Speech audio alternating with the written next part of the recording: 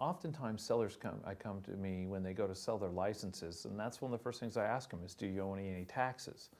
And if they say yes, then we know when we go to sell that license, it's important for the escrow company to be in communication with the taxing authorities very early on in the transfer process so that you're getting the demands timely from those taxing authorities, and to find out if there's going to be enough money in the escrow to pay all the taxes.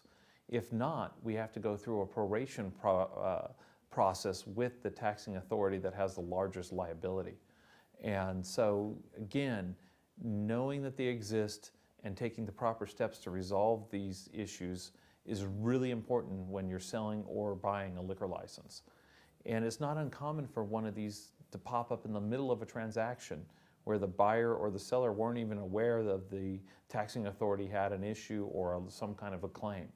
So it's just the experience is important in how to resolve these. One time I actually had to involve the governor's office to get something in one of these resolved.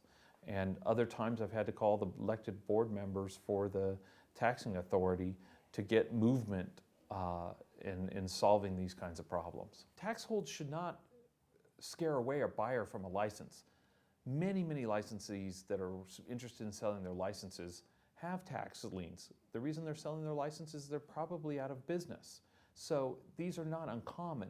You just need to have the ability to resolve them and know that to be aware that they're there and make sure that they're being actively worked on so that you don't get a giant surprise when you're ready for the license to issue.